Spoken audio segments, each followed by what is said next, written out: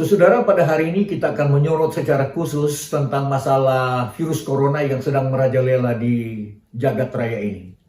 Khususnya di bola bumi kita ini sedang menimbulkan krisis yang sangat luar biasa bagi seluruh penduduk bumi, disebabkan karena merajalelanya virus corona. Kalau per tanggal hari ini 14 Mei 2020 memberitahukan kepada kita bahwa korban terinfeksi penyakit dan yang sudah mati sampai pada hari ini disebabkan karena virus ini sudah hampir 5 juta. Anda boleh membayangkan. Dan kalau penemuan virus ini start pada bulan Desember sampai pada saat ini, itu berarti sudah kurang lebih 4-5 bulan. Dan kita boleh membayangkan bagaimana hebatnya menjalarnya virus ini. Baru sekitar 4-5 bulan yang jadi korban terinfeksi dan meninggal sudah mendekati 5 juta orang. Nah, saudara, pada saat ini menarik untuk disorot karena Alkitab khusus yang diucapkan oleh Tuhan Yesus bahwa pada akhir zaman akan kamu dapati dunia ini akan diserang dengan bala sampar. Akan diserang dengan jenis penyakit yang sangat menular. Dan ayat itu diucapkan oleh Yesus Kristus Tuhan kita yang terdapat dari Lukas pasal 21 ayat yang ke-7 mulai. Ya, Lukas pasal 21 ayat 7. Kalau sudah punya di Alkitab, mari kita buka di dalam pasal 21 ayat 7 kitab Lukas. Dan murid-murid bertanya kepada Yesus katanya, "Guru, bila manakah itu akan terjadi dan apakah tandanya kalau itu akan terjadi?" Nah, cerita tentang soal apa yang dimaksud yang terjadi ini di akhir zaman, yaitu waktu Tuhan datang. Waktu Tuhan mau datang pada kali yang kedua, ada peristiwa-peristiwa penting yang mendahuluinya. Dan lihat ini, jawabnya, "Waspadalah supaya kamu jangan disesatkan. Sebab banyak orang akan datang dengan memakai namaku dan berkata, akulah dia, dan saatnya sudah dekat. Janganlah kamu mengikuti mereka. Dan apabila kamu mendengar tentang peperangan dan pemberontakan, janganlah kamu terkejut. Sebab semuanya itu harus terjadi dahulu." Jadi ada kabar perang, ada pemberontakan, dan hal-hal yang buruk lainnya akan terjadi sebelum Tuhan datang pada kali yang kedua. Dan perhatikan di dalam ayat selanjutnya berkata, ia berkata kepada mereka, bangsa akan bangkit melawan bangsa dan kerajaan melawan kerajaan. Itu peristiwa perang yang akan terjadi. Tapi nanti saya akan bicarakan itu di kesempatan yang lain. Dan akan terjadi gempa bumi yang dahsyat di berbagai tempat. Akan ada penyakit sampar dan kelaparan. Dan akan terjadi juga hal-hal yang mengejutkan dan tanda-tanda yang dahsyat dari langit. Saudara, perhatikan baik-baik di sini. Dari beberapa poin tentang peristiwa yang akan terjadi di akhir zaman sebelum Tuhan kembali pada kali yang kedua, ini catatan di sini, ya. Kita akan bisa mengenal apa yang sedang terjadi, gempa bumi dan sebagainya, ada tanda-tanda di luar angkasa ini, ada gejala perang-perang di mana-mana dan sebagainya. Tapi ada satu hal yang menarik untuk disorot, saudara. Yaitu di akhir zaman kamu akan melihat terjadinya penyakit sampar. Ya, penyakit sampar. Nah, saudara, sejauh mana sih sebetulnya pengaruh dari penyakit sampar yang diucapkan oleh Tuhan akan terjadi pada akhir zaman? Dan sekarang kita sudah lihat, saudara. Memang pada tahun-tahun sebelumnya kita dapati bahwa ada virus MERS, ya, ada Ebola, ada apalagi jenis-jenis virus yang sudah mendatangkan korban cukup banyak. Tetapi yang paling spektakuler disebabkan merajalelanya virus corona ini, sampai saya katakan tadi bahwa korban terinfeksi yang mati, saudara, sudah mendekati 5 juta orang. Dalam tempo hanya kurang lebih 4 bulan saja. Nah, ini yang kita mau sorot pada hari ini.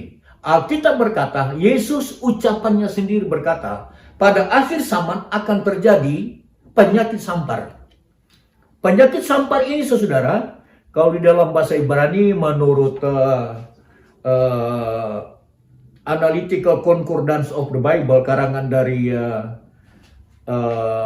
Robert Young, memberitahukan bahwa kata penyakit sampar ini kalau dalam bahasa Ibrani disebut deber. Dan kalau itu bahasa Yunani adalah loimos.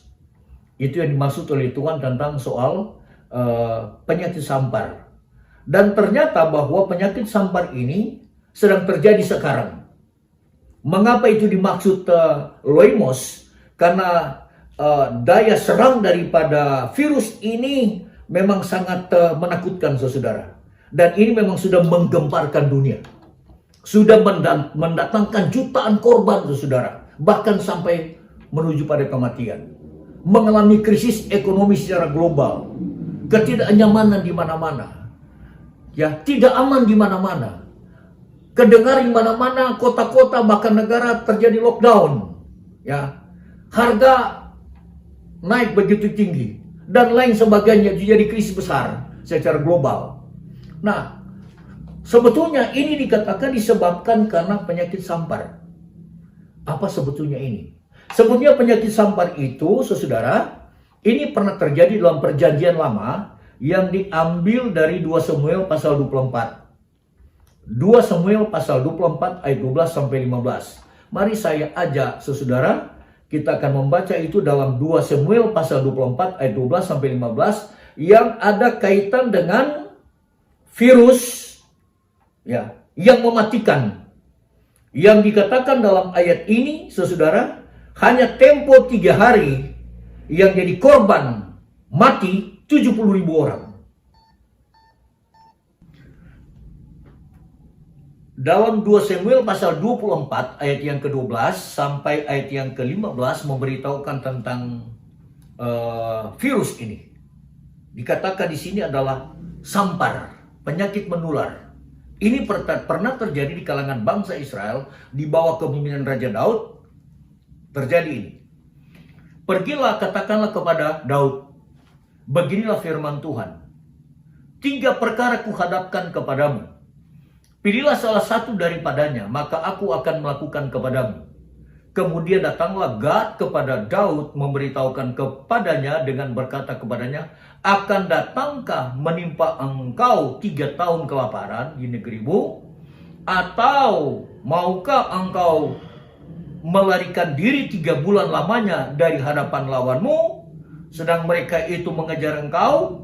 Atau akan adakah 3 hari penyakit sampar di negerimu? Ada 3 jenis hukuman yang akan diberikan oleh Tuhan kepada Raja Daud karena dia melakukan sesuatu yang Tuhan tidak suka.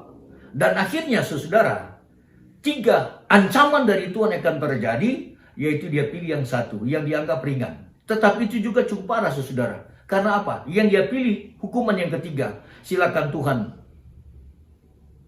kirimkan kepada kami penyakit. Kemudian Alkitab berkata di sini, saudara, ayat yang ke-15. Jadi Tuhan mendatangkan penyakit sampar kepada orang Israel dari pagi hari sampai waktu yang ditetapkan. Maka matilah dari antara bangsa itu, dari Dan sampai Berseba, 70.000 orang. Berapa lama? 3 hari. Sampar ini sejenis corona ini menyerang oleh karena dosa yang dibuat oleh Daud. Sehingga Tuhan harus timpakan penyakit mematikan ini selama 3 hari 70.000 orang. Sekarang penyakit corona, virus corona ini sekarang sedang merajalela di bumi ini. Sudah memasuki bulan ke-5 sekarang ini, sudah hampir 5 juta yang jadi korban. Ini 3 hari saja 70.000. Rebah ke tanah dan mati. Nah, saudara, Alkitab memberitahukan penyakit yang sama yang disebut di dalam 2 Samuel ini sama dengan yang diucapkan oleh Tuhan. Ya, di dalam Lukas pasal yang ke-21 memberitahukan kepada kita bahwa di akhir zaman akan terjadi penyakit sampar. Kenapa saya beritahukan ini, saudara? Karena ini satu peringatan kepada penduduk dunia.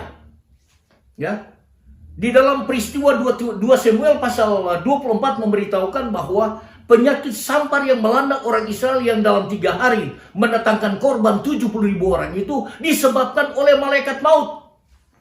Tuhan kirimkan malaikat dari surga, 1 malaikat saja.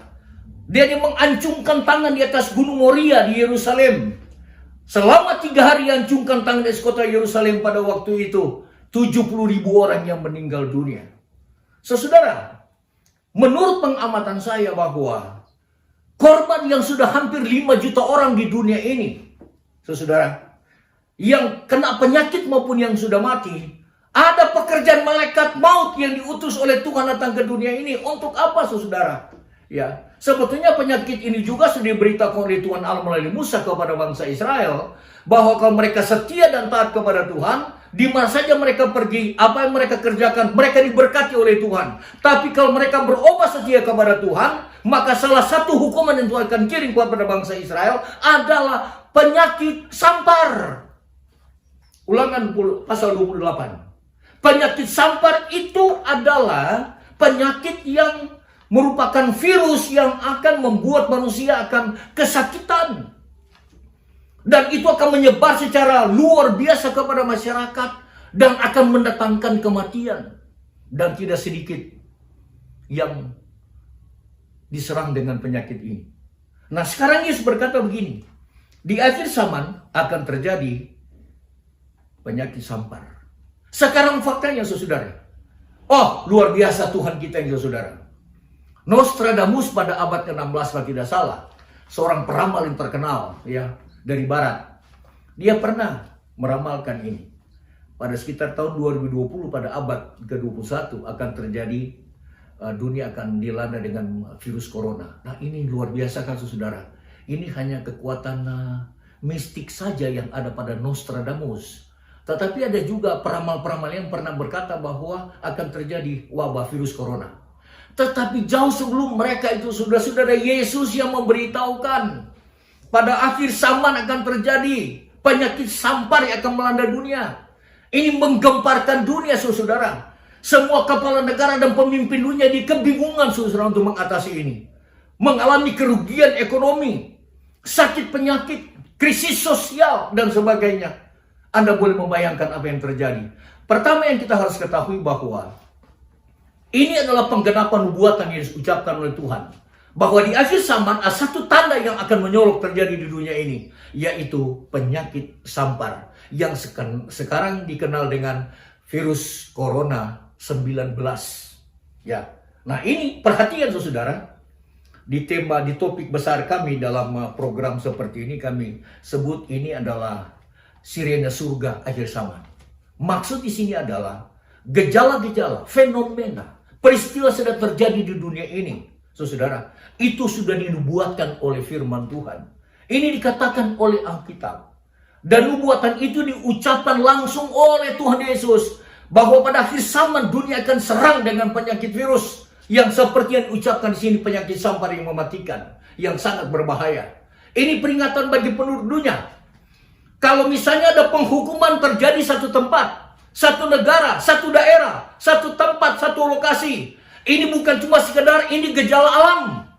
Ini bukan cuma sekedar ada tangan-tangan jahil manusia untuk menciptakan virus. Ini bukan hanya satu kekeliruan atau kesengajaan. Tetapi ini hukuman.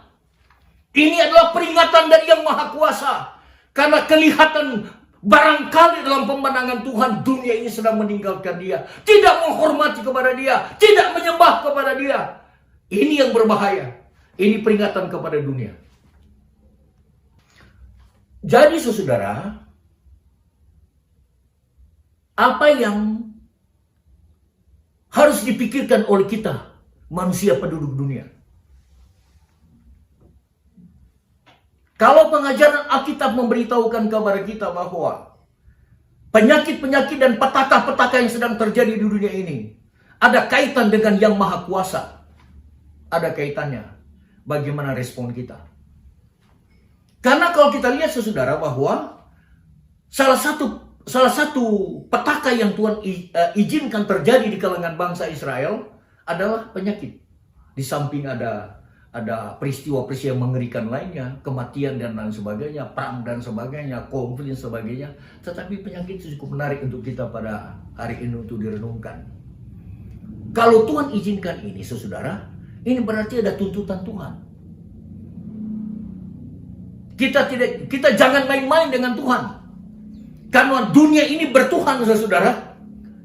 Dunia ini bukan cuma sekedar dikatakan oleh para ilmuwan bahwa itu terjadi secara otomatis dan itu bukan campur tangan dari Sang Ilahi. Itu salah sekali.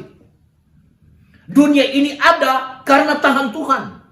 Dan Tuhan menciptakan ini dan bumi ini punya tujuan yang terpenting di hadapan hadirat Tuhan. Ada maksud Tuhan kalau langit dan bumi diciptakan. Termasuk makhluk-makhluk yang ada dan termasuk kita umat manusia. Ada maksud Tuhan. Kalau dikatakan dalam Ulangan pasal 28, kalau kamu bertindak setia kepada Tuhan, maka aku akan kirimkan jenis penyakit ini. Itu sebetulnya menjadi pengajaran untuk kita pada saat ini, saudara.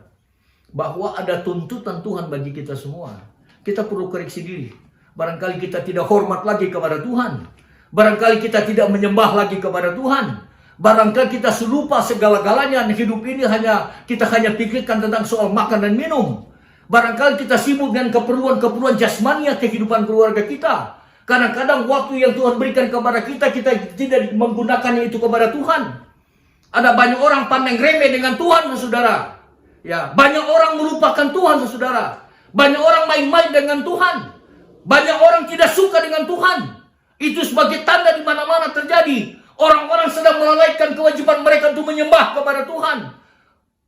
Di tempat lain orang-orang sesuka hati mereka melakukan kejahatan.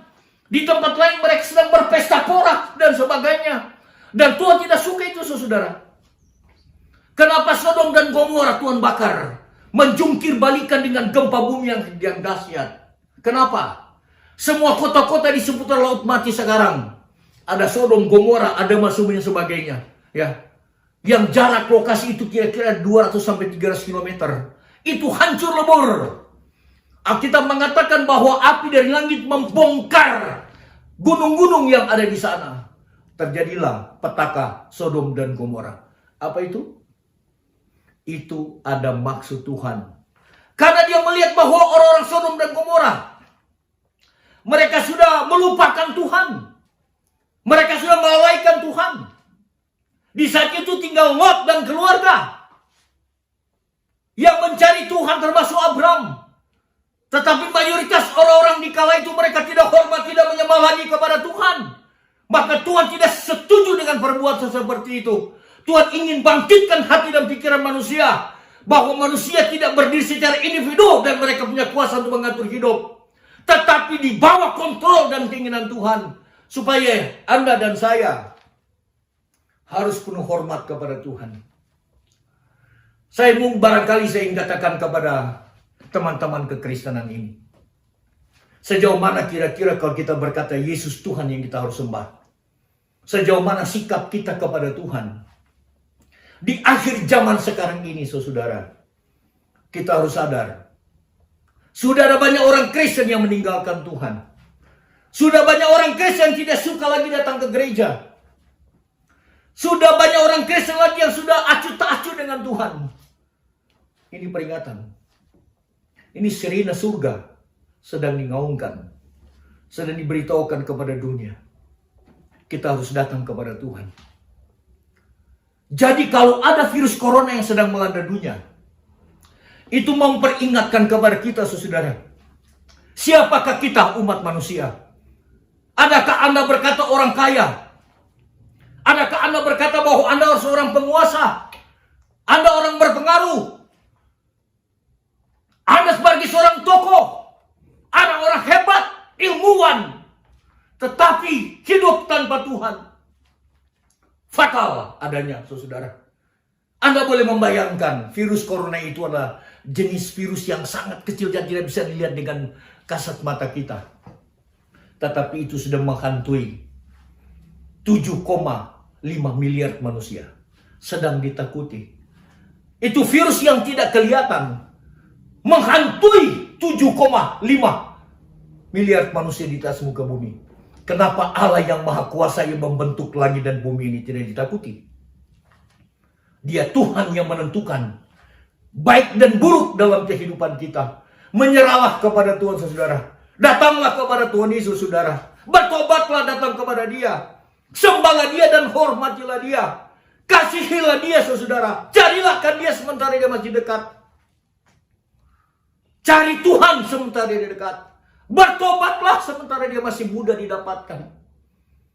Karena kitab Amos memberitahukan kepada kita, akan ada satu ketika di akhir zaman, orang akan berusaha mencari firman Tuhan. Mereka mengembara ke timur, ke barat, ke utara, dan ke selatan. Mereka sulit untuk mendapatkannya. Sekarang pintu anugerah sedang tersedia. Barang siapa yang mau datang kepada Tuhan, jangan terlambat, saudara. Jangan sampai kita jadi korban dari virus corona dan kita sakit dan mati tanpa keselamatan. Tanpa Yesus Kristus. Dia adalah jalan kebenaran dan hidup. Karena Dia juru selamat dunia ini. Tidak ada yang lain, saudara.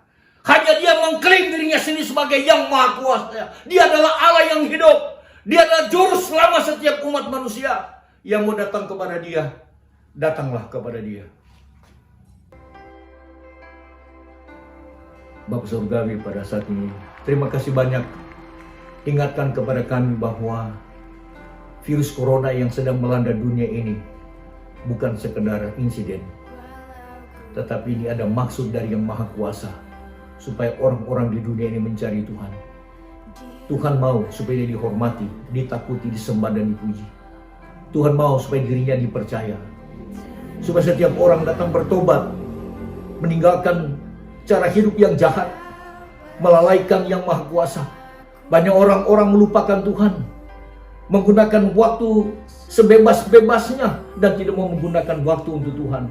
Sadarkanlah dunia ini, ya Bapa, supaya dunia ini akan datang kepada Tuhan dan percaya kepadamu, ya Yesus Juru Selamat. Dalam nama-Mu yang mulia, nama yang indah, nama Yesus Tuhan, Anak Allah yang hidup, kami berdoa. Amin.